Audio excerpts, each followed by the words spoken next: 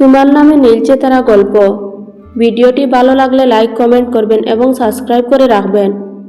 মাথায় চাপ প্রয়োগ করার পর বেশ দীর্ঘক্ষণ পর মেঘের মনে পড়ে ফারহানের কথা। ফারহান চৌধুরী এই নাম সে আগে শুনেছে। বাংলাদেশে থাকাকালীন সময় জামান সাহেব প্রায় তার প্রিয় বন্ধুর কথা বলতো। মাঝে মধ্যে ওনার ছেলের প্রশংসা করত। জামান সাহেবের সবচেয়ে ঘনিষ্ঠ বন্ধুর একমাত্র ছেলের নাম ফারহান। মেঘ কথাটা মনে মনে ভেবে আতঙ্কে উঠে। তবে কি তার বড় আব্বু যার সাথে তার বিয়ে ঠিক করেছে ও কি ফারহান? মেঘের মাথায় হাত পড়ল। সর্বনাশ হয়ে গেছে। বড় আব্বু কাল ফোনে বলেছিল ওনার বন্ধুর ছেলে আমেরিকায় অবস্থান করছে। তবে কি ফারহানের কথা বলেছিল? এমনই মেঘের জীবনে অশান্তি আর প্রবলেমের শেষ নাই। এখন নতুন বিপদ হয়ে এই ফারহান এসেছে। আদ্রিয়ান হয়তো এখনও জানে না তার বউ মালিহা হলো মেঘ। কিন্তু যদি এখন ফারহান তার পরিচয় দিয়ে দেয় তবে নিশ্চয়ই আদ্রিয়ান সব জেনে যাবে। আর ফারহানের সাথে মনে হয় কখন আদ্রিয়ান দেখা হয়নি। আদ্রিয়ান যে জামান সাহেবের ছেলে আর মেঘের স্বামী তা মনে হয় ফারহান জানে না। যদি একবার আদ্রিয়ানের আসল পরিচয় ফারহান জেনে যায় তবে সব কিছু বড় আব্বুকে বলে দেবে। তখন বড় আব্বু হয়তো 2 দিনের মধ্যে ডিভোর্স পেপার রেডি করে আমেরিকায় চলে আসবে। না মেঘ, এখনই এসব ঝামেলা চাই না। আদ্রিয়ানের প্রশ্ন শুনে ফারহান এগিয়ে এসে তেজদীপ্ত কণ্ঠে বলে ওঠে, মেঘ আমার, কারণ আমি মেঘের হবু। ফারহান কথা শেষ করার আগে মেঘ থামিয়ে দেয় আর দ্রুত বলে ওঠে, ফারহান আমার পরিচিত, আমার মনে পড়ে গেছে।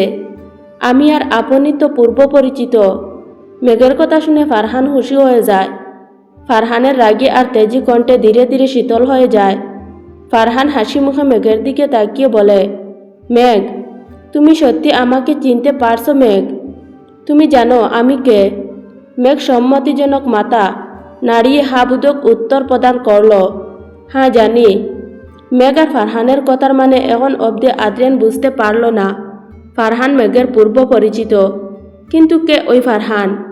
আর এত মেঘের প্রতি এত অধিকার কি করে দেখাচ্ছে? ফারহানের আসল পরিচয় জানার প্রয়োজন আদ্রিয়ানের। মেঘের সাথে কি সম্পর্ক এই ফারহানের? আদ্রিয়ান পুনরায় ফারহানকে কোনো প্রশ্ন করতে যাবে, কিন্তু এর আগে মেঘ থামিয়ে দেয় আর দ্রুত ফারহানকে অনুরোধ করে বলে, ফারহান, এখন কলেজ গ্রাউন্ডে অবস্থান করছি আমরা। সবাই তাকিয়ে দেখছে আমাদের। আপনি মঞ্চে যান, আমি আসছি। কিন্তু মেঘ, তোমার সাথে আমার প্রয়োজনীয় কথা আছে। তুমি চলো না, মঞ্চে একসাথে যাই। ফারহানের কথা মেঘ বিরক্ত বোধ করল, তবুও বাধ্য হয়ে হাসি মুখে বলল, আপনি আগে মঞ্চে যান, আমি পরে আসছি। পিছনে থাকা ছাত্রছাত্রীদের ডাক দিল মেঘ। তাদের বলল ফারহানকে মঞ্চে নিয়ে যেতে।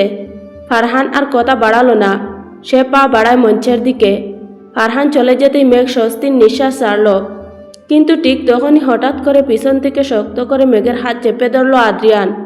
খুব শক্ত করে চাপ প্রয়োগ করায় মেঘ ব্যথায় গুড়িয়ে উঠল। আহ আদ্রিয়ান স্যার, ছাড়ুন, ব্যথা করেছে আমার হাতে। মেঘের ব্যথাতুর আর্তনাদ আদ্রিয়ানের কান অবধি পৌঁছায় না। তার শরীর এখন রাগে আগুনের ন্যায় জ্বলছে। আদ্রিয়ান তার হাতের বাঁধনে খুব শক্ত করে মেঘের বাহুদ্বয় আঁকড়ে ধরে, এরপর মৃদু টান দিয়ে তার কাছে বুকের সাথে মিশিয়ে নেয়। মেঘ আর আদ্রিয়ান খুব কাছাকাছি থাকা দুইজনের শরীর স্পর্শ করল একে অপরের সাথে। মেঘের শরীরের শীতল ছোঁয়ায় আদ্রিয়ানের রাগের পরিমাণ একটু কমে যায়, কিন্তু শেষ হয়ে যায় না। আদ্রিয়ান বিক্ষিপ্ত কণ্ঠে বলে ওঠে, আমি তোমার হাত ধরলে খুব ব্যথা লাগে তাই না?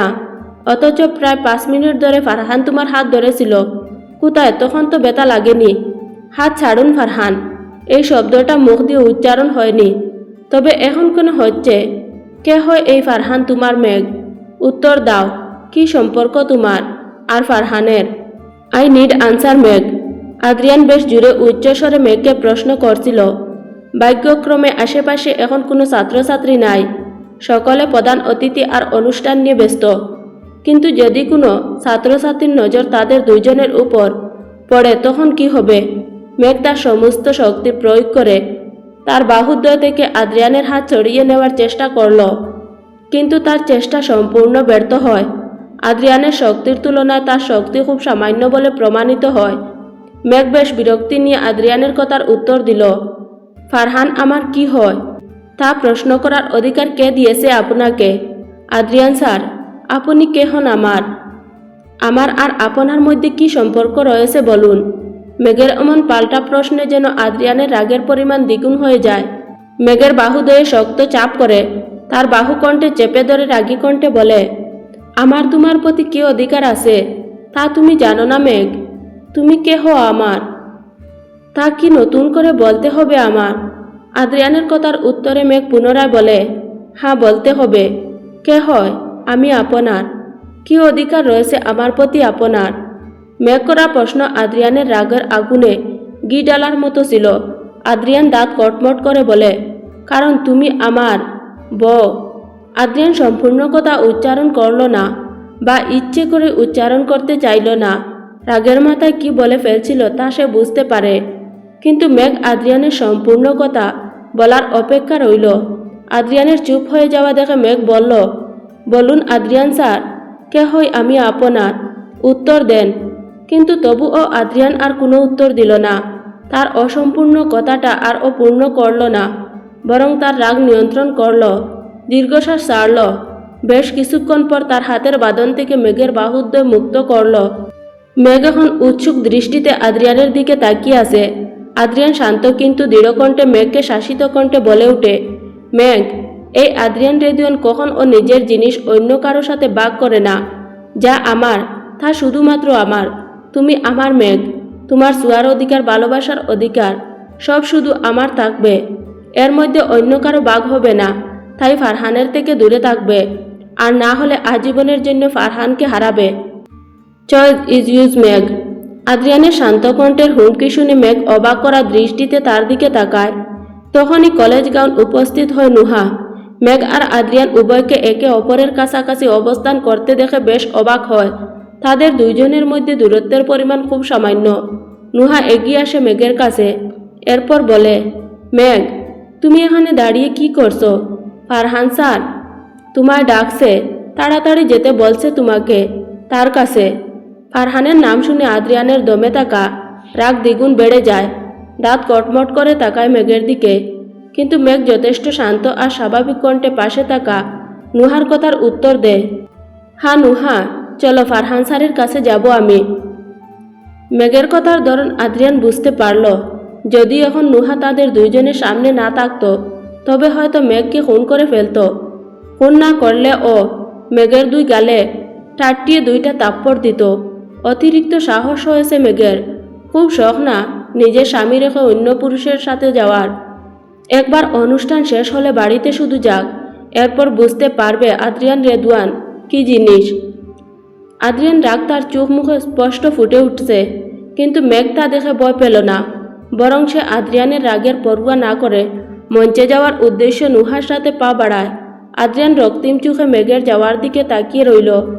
কলেজের নবীনবরণ অনুষ্ঠান শুরু হয়ে যায়। সকল ছাত্রছাত্রী স্টুলে বসে স্টেজের উপর মনোযোগ সহকারে দৃষ্টি রাখে। ফারহান চৌধুরী প্রধান অতিথি, তবে উনি ছাড়া আরও বেশ কয়েকজন অতিথি অনুষ্ঠানে উপস্থিত হয়েছে। সকল অতিথিদের এখন পুষ্পস্তবক দিয়ে বরণ করা হবে, যার জন্য 5 থেকে 7 জন শিক্ষার্থী সিলেক্ট করা হয়েছে এবং তাদের হাতে গোলাপ ফুলের তোড়া রয়েছে। আর এই শিক্ষার্থীর মধ্যে মেঘও উপস্থিত ছিল, তার হাতে গোলাপ ফুল রয়েছে। রঙ্গিল আলো জলমলে মঞ্চে উঠে আদ্রিয়ান ডান পাশে রাখা মাইকের কাছে যায়। উপস্থিত সকল অতিথিকে পুষ্প সংবর্ধনা দেওয়ার জন্য ছাত্রছাত্রীর উদ্দেশ্য ঘোষণা দিয়ে বলে, অনুষ্ঠানে উপস্থিত সকল অতিথিকে প্রথমে পুষ্প সংবর্ধনা দেওয়ার জন্য ছাত্রীরা সকলে ফুল নিয়ে এগিয়ে আসেন। এরপর এক এক করে সকলে অতিথির হাতে ফুল দিয়ে তাদের বরণ করেন।